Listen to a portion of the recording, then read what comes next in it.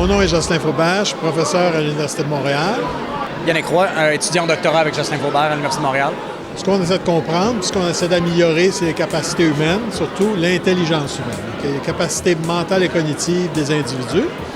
Ça s'applique à différents domaines parce que les techniques qu'on a développées, par exemple, sont utilisées dans l'entraînement des sportifs, les professionnels, l'entraînement des militaires, les forces militaires, mais c'est aussi le même système qui est adapté pour des troubles de neurodéveloppement ou des troubles de neurodégénérescence.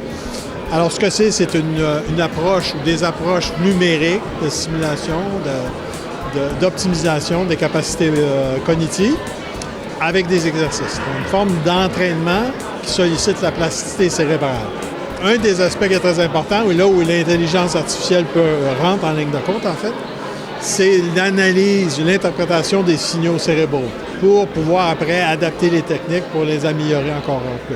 Donc, initialement, pour la performance, le but, c'est d'utiliser les techniques d'apprentissage machine pour classifier, essayer de comprendre, de un, qu'est-ce qui se passe dans le cerveau, et de deux, essayer de voir est-ce qu'on peut utiliser cette information-là dans le contexte d'une tâche d'entraînement cognitif. Donc, on utilise l'apprentissage machine et plus récemment, l'apprentissage profond, donc le deep learning pour pouvoir faire ça. La question principale dans le deep learning en ce moment, dans l'apprentissage profond, c'est beaucoup la quantité de données. Donc, on parle de big data, donc on a besoin de beaucoup de données. La première question, c'était au niveau de l'activité cérébrale, combien de données et beaucoup de données? Donc, afin de répondre à ça, on a commencé par faire une revue littérature, de voir qu'est-ce qui se faisait, les différentes techniques, les différentes études qui se font.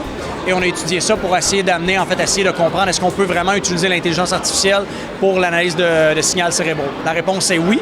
Donc, on essaie de voir, en fait, à travers les différents domaines, comment l'intelligence artificielle peut aider pour la classification des signaux EEG. Donc, dans d'autres domaines, l'apprentissage machine a avancé super rapidement en vision informatique, par exemple, computer vision, parce qu'ils ont des jeux de données clairs. Donc, tout le monde entraînait les modèles sur les mêmes jeux de données.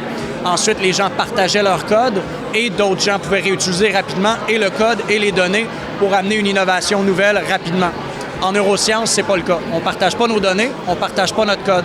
Donc, on a mis une plateforme en ligne qui est le dleg.com, qui est une plateforme justement qui nous permet de centraliser ça et de promouvoir ceux qui partagent les données, partagent le code et d'avoir une discussion autour de ces sujets-là pour faire avancer la science dans ce domaine-là.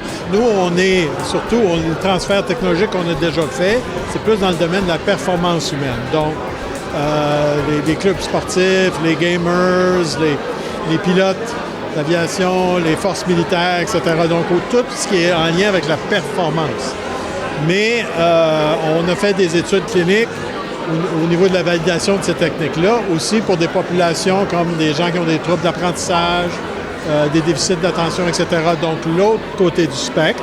On peut s'imaginer dans un futur proche où on va avoir en fait un casque EEG avec un système en boucle fermé où l'application, la tâche qu'on va faire qui cherche à augmenter nos performances, on va utiliser notre cerveau comme étant une entrée, donc une interaction directe entre la tâche et notre cerveau à partir de la lecture de l'activité cérébrale, qu'est-ce qui se passe pour moduler la tâche, par exemple la rendre plus facile, plus difficile, l'adapter. Donc dans un contexte par exemple de réalité virtuelle où on a un casque sur la tête, on a une expérience, puis en fait elle va être modulée selon qu'est-ce qui se passe dans notre cerveau, non pas juste conscient mais aussi avec l'inconscient. Donc c'est le genre d'application qu'on va voir apparaître sur le marché dans un futur proche avec les recherches qu'on fait dans le laboratoire.